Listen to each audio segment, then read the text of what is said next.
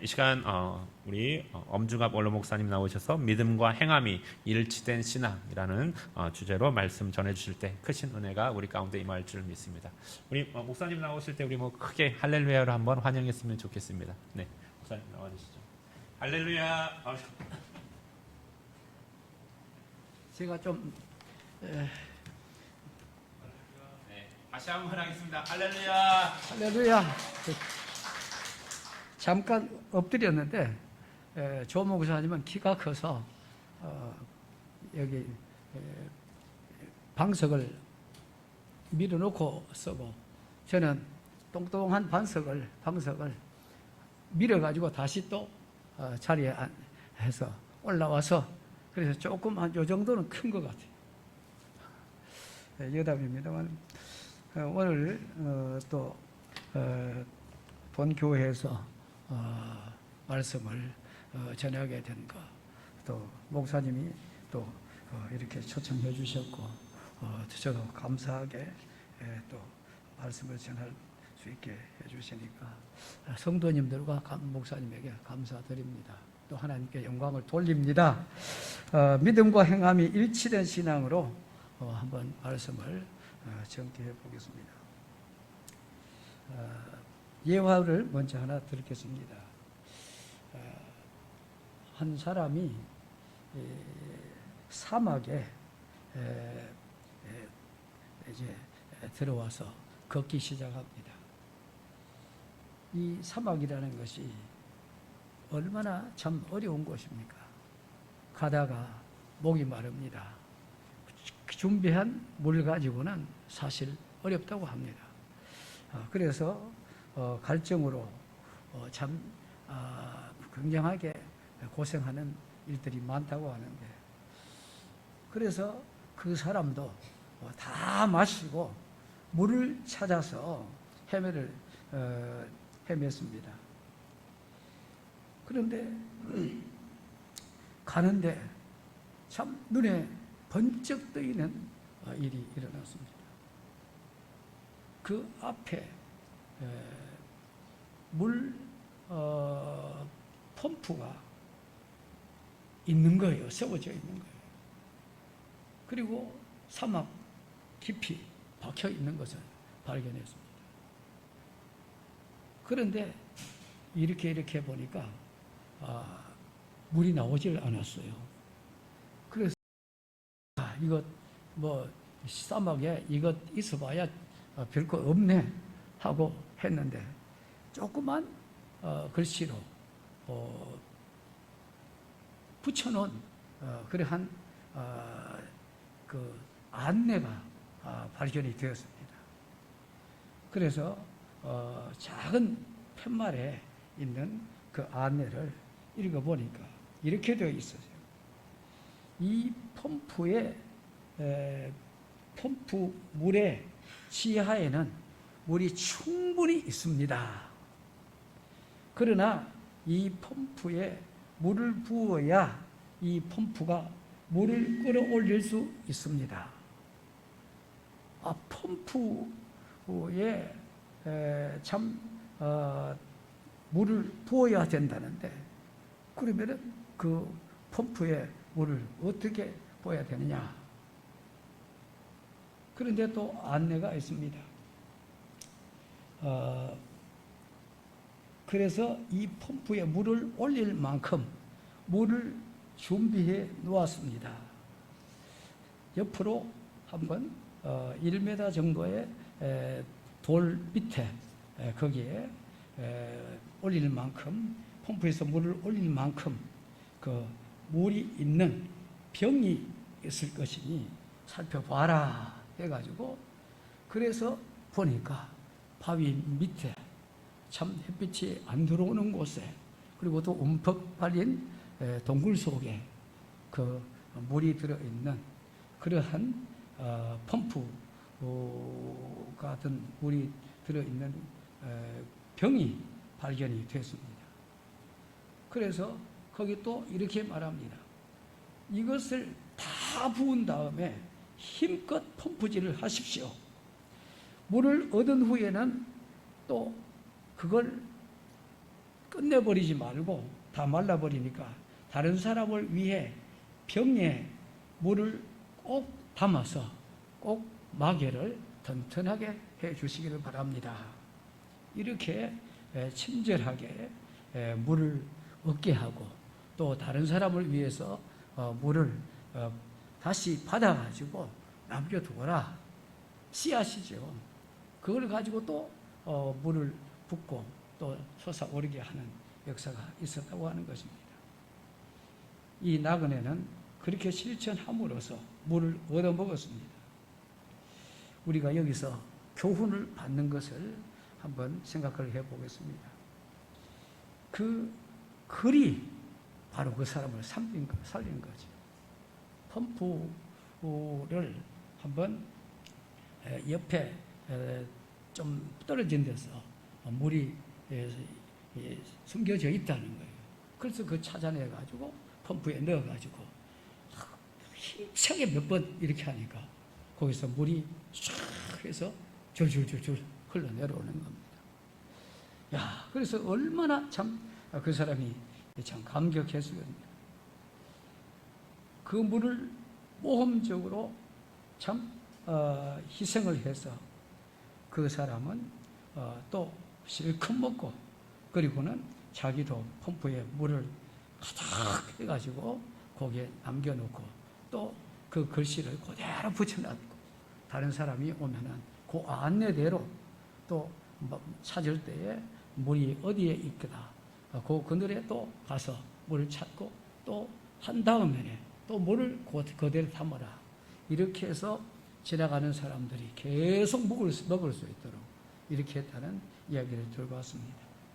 여기에서 세 가지 교훈이 찾아지는데 그래서 믿음과 행함이 일치된 신앙이라는 제목으로 한번 말씀을 전개해 보겠습니다. 첫째로 성도는 하나님 앞에서 전적으로 믿음의 확신을 가져야 합니다.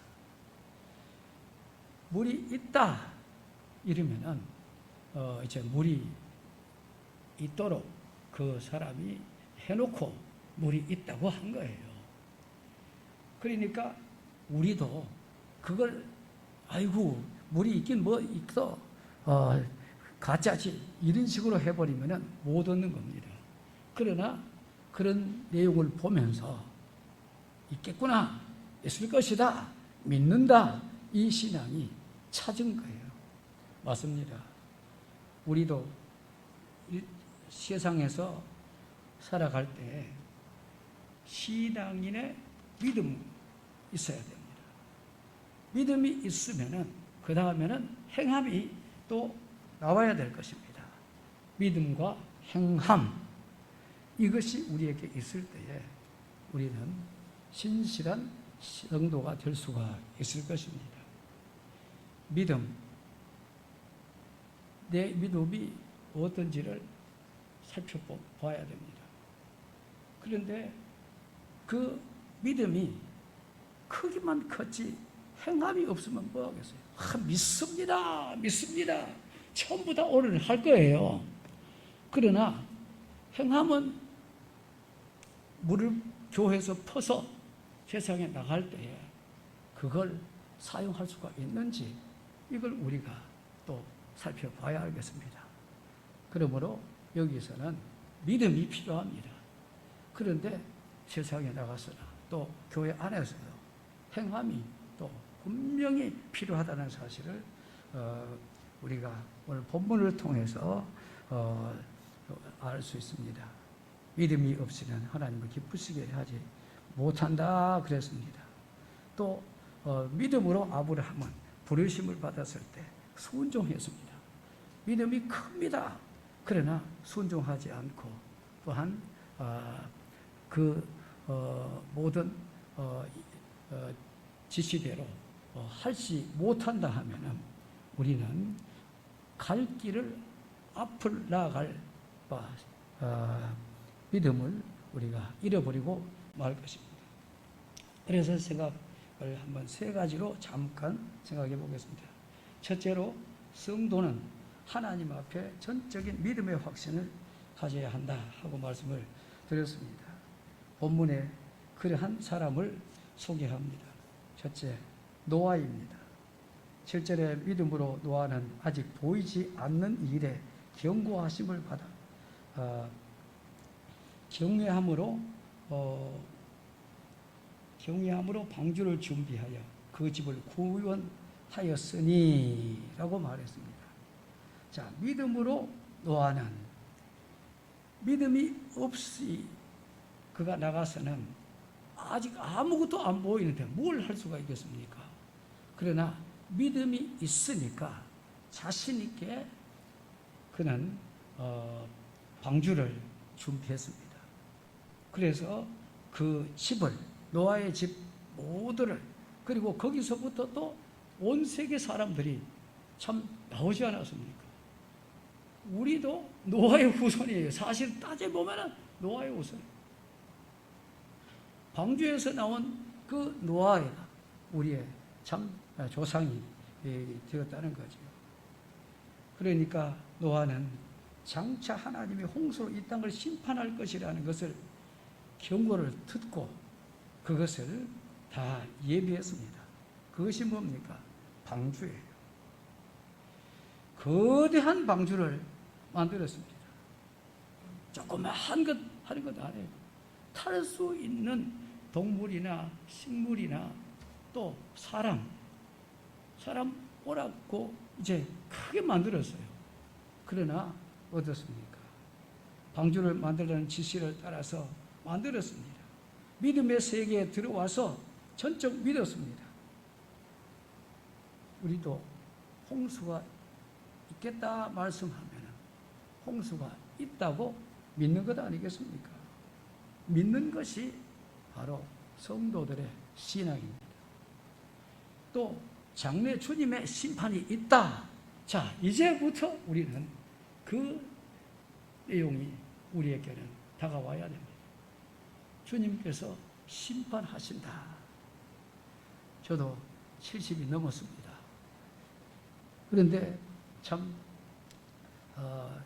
주님이 부르시면은 80이든 90이든 100세 가면 좋지만은 하나님이 부르시면은 언제든지 갈 수 있다는 그런 자신은 있습니다.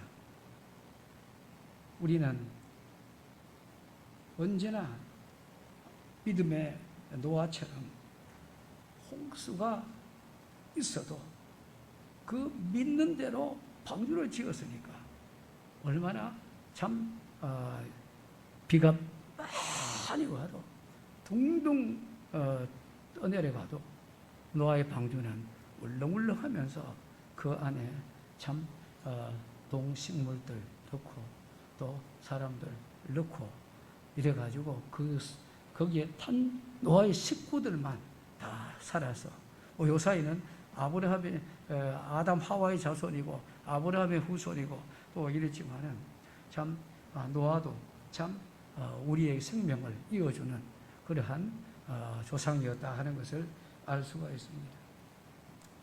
또 8절에는 아브라함의 믿음을 지적해 주었습니다. 우리 8절 한번 다 같이 읽어보겠습니다. 시작. 믿음으로 아브라함은 부르심을 받았을 때에 순종하여 장래의 유업으로 받을 땅에 나아갈새 알지 못하고 나아갔으며, 여기까지만 하겠습니다. 아브라함도 보십시오. 7절에 믿음으로 노아는 아직 보이지 않는 일에 경고하심을 받아. 경고하실 때에 아이쿠 믿습니다 하고 다 방주를 마련한 것이 노아고, 아브라함은 부르심을 받았을 때 순종하여서 장래 유업으로 받을 땅에, 참 이스라엘 땅이죠. 거기에 아브라함이 들어가지 않았습니까? 정말 우리는 하나님의 역사를 생각해야 됩니다. 하나님의 말씀, 첫 창세기에서부터 요한계시록까지 66권 얼마나 귀한 내용입니까? 여기에서 우리는 창세기도 믿어야 되고 또한 아브라함도 믿어야 되고 또 모세도 믿어야 하고 순전히 이스라엘이 잘 믿다가 예수님 때 그들은 예수님을 영접하지 못한 관계가 끊어지고 말았어요. 그런데 우리는 다행인지 모르지만은 예수님 참 이스라엘 백성들이 못 믿는 예수님을 얼마나 참 우리가 영접하고 화평제일교회 목사님을 비롯해서 장로님들 또 안수 집사님들 성도님들이 다 잘 믿고 있는 것이 정말 하나님 앞에 영광 돌리게 될 줄로 믿습니다. 우리는 이러한 하나님께서 불러주신 이 일 그리고 이 장소에서 주일에 예배를 드릴 수 있는 이러한 모든 일들이 얼마나 감사한지 모르겠습니다. 우리나라에 온 초대 선교사들이 남긴 에피소드가 하나 있어요. 한번 여러분에게 한번 말씀드리겠습니다. 미국 선교사 한 분이 초대 선교사로 미국에서 이제 날라왔습니다. 그런데 그 당시에는 이제 찝차가 있었어요. 그래서 조그맣고 네모난 찝차 그것이 미군들이 올 때 또 미국 사람들이 선교사로 올 때 그런 것을 사용했다고 합니다. 그런데 찝차를 타고 참 먼 산길을 돌아서 전도하러 갔습니다.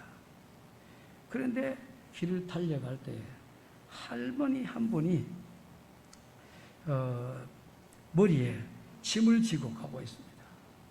그리고 또 보따리를 안고 있습니다. 그래서 선교사가 머리에도 이고 또 보따리도 안고 끙끙대면서 참 땀을 흘리면서 가는 그 모습을 보고 선교사가 차를 가지고 가다가 세워가지고 뒤에 태워 주었습니다. 그러니까 얼마나 편해요. 그리고 선교사는 이제 운전을 노래하면서 갑니다. 한참을 달리다가 뒤에서 하고 끙끙거리는 소리가 들렸대요. 그래서 웬일인가 하고 돌아보니까 그 할머니가요. 의자에는 앉았어요. 그런데 자기가 머리에 머리에 있는 짐은 그대로 차를 타고 머리에 그대로 얹어가지고 하고 이래 있더라는 거예요. 그래서 그 머리에 있는 것도 내려놓지 왜 머리에 그렇게 올려놓고 있느냐 힘들게 이러니까 이거 내가 탄 것만도 너무 고마운데 이것까지 내려놓기가 미안하잖아요 이랬다는 거예요. 우리 인생들이 이럴 수 있습니다. 모르면은 믿지도 못하고 짐도 가벼워지 않고 있습니다.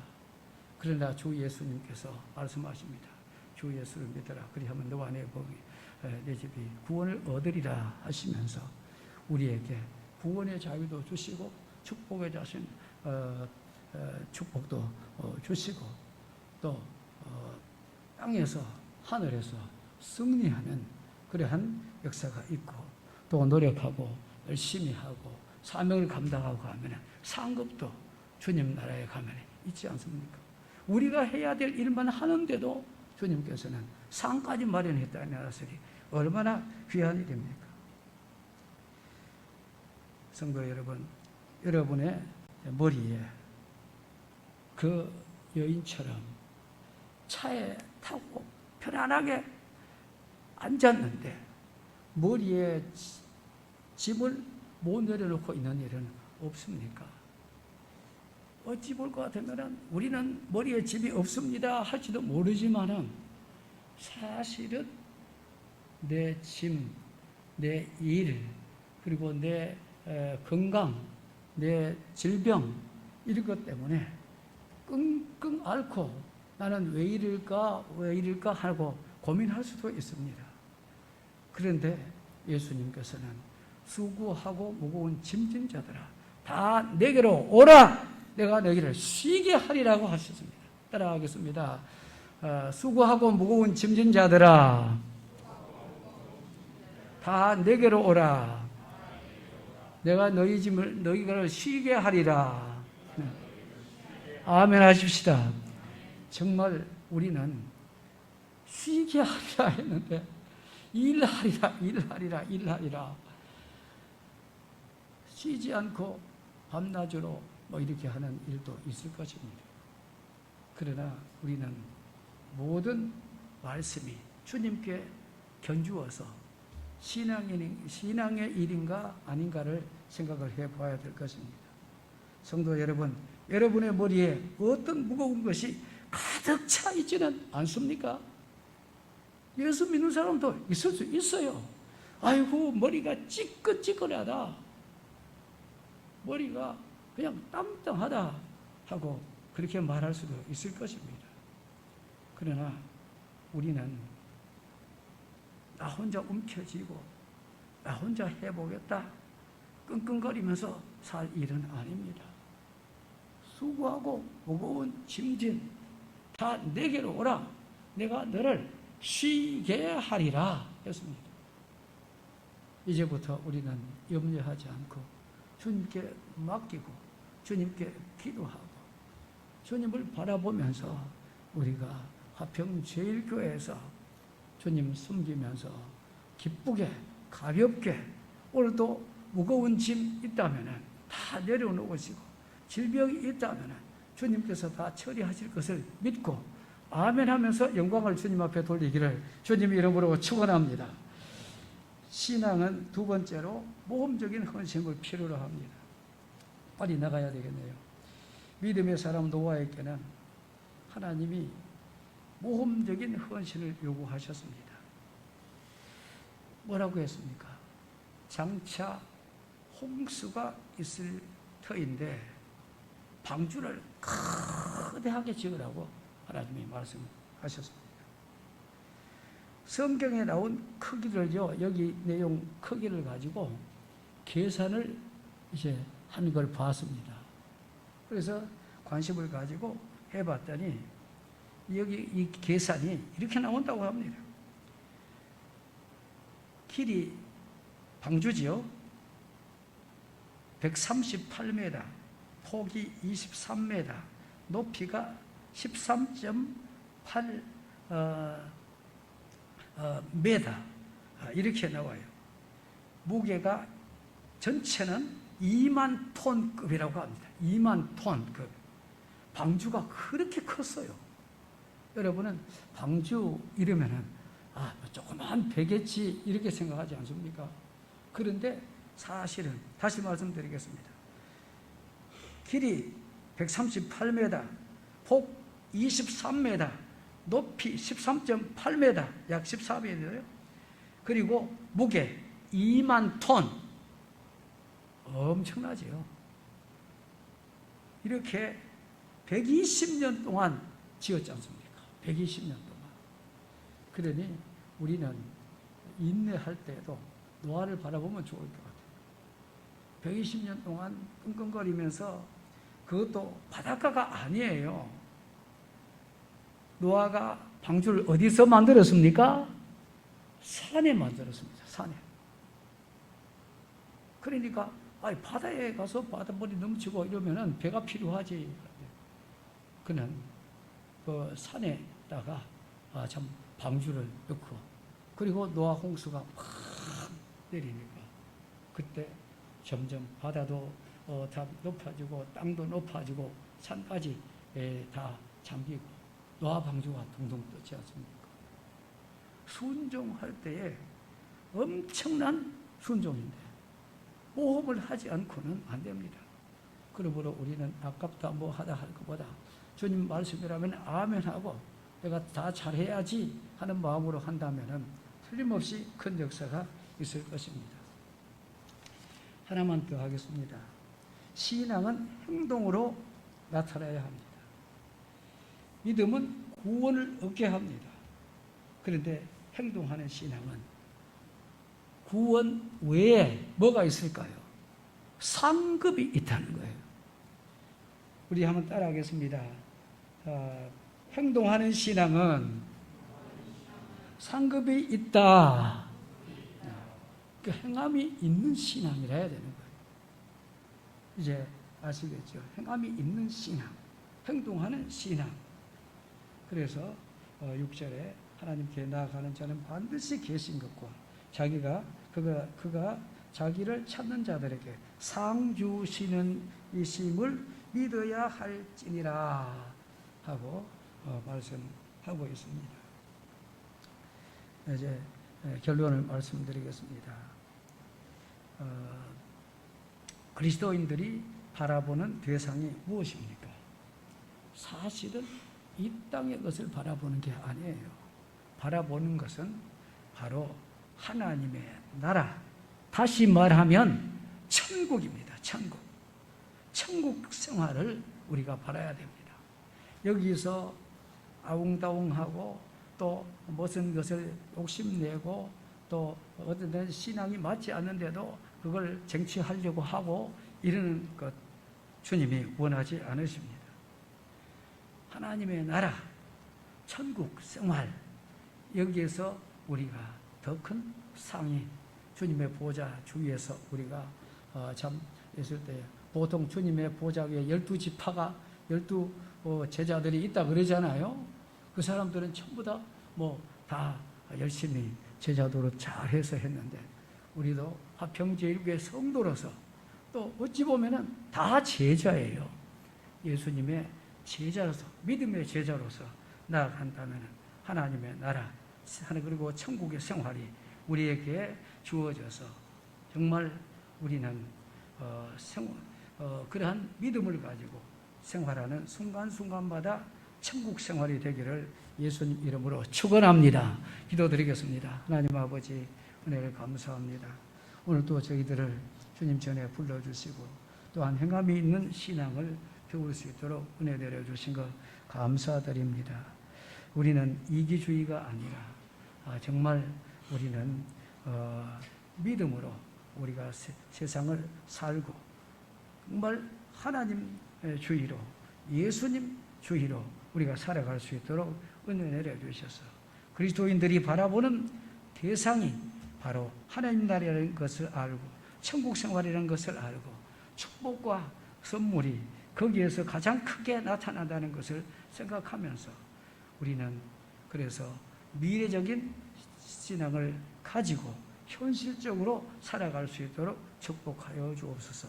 목사님과 장로님들과 또 모든 재직들 위해 또 성도들 위해 또 주일학교 위에도 주님께서 함께하여 주셔서 날로 튼튼하게 성장하고 발전하는 화평제일교회로 축복하여 주옵소서. 예수님 이름으로 기도하옵나이다. 아멘.